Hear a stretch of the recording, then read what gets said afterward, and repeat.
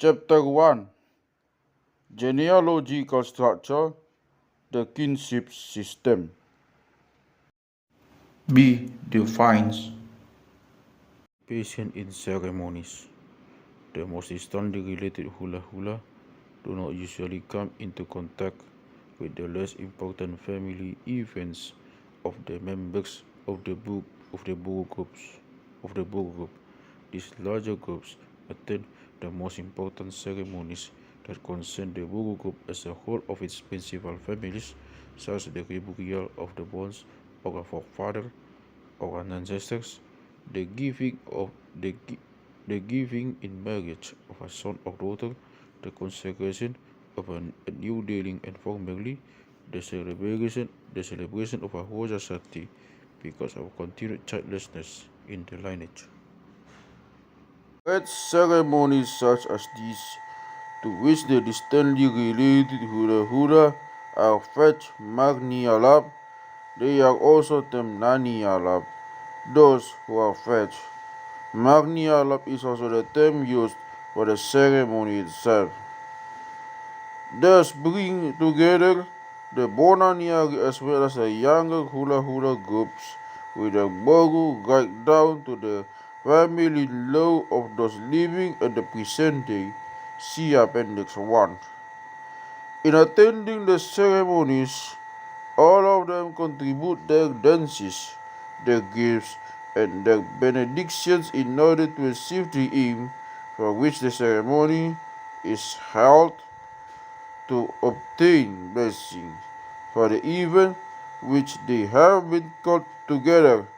When the turn comes to dance, the melody Soba Soba, reverential obeisances, is played on the godam, and the dancers express their relationship to the giver of the feast by making a benedictory gesture with their fingers.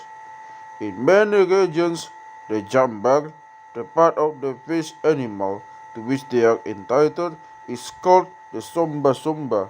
These hula are accorded particular attention and respect toward the whole ceremony. When, however, the bow attends the feast of its hula, then it has to be the variential evidence, a respectful interest in what is done by the venerated group. The bow is well aware that in the circumstances so much good can emanate from the sahala of the giver of the feast that is inclined to lighten its burden by making substantial contribution towards the cost of the feast in the hope that something may accrue to it. When the Boru dances, it is accompanied by the melody called Parmeme de Chiwa, which refers to the time when the mother was feeding her infant and chewed its wood. Hence the saying, Tukap magmeme yarak, tukap magmeme boru.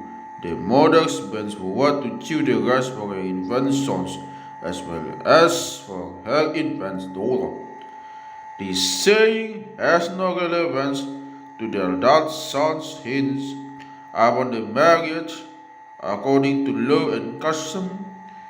They have the right to be set up in their own households magi and to succeed automatically to their father's property after his death, Mariudihud, for the daughters.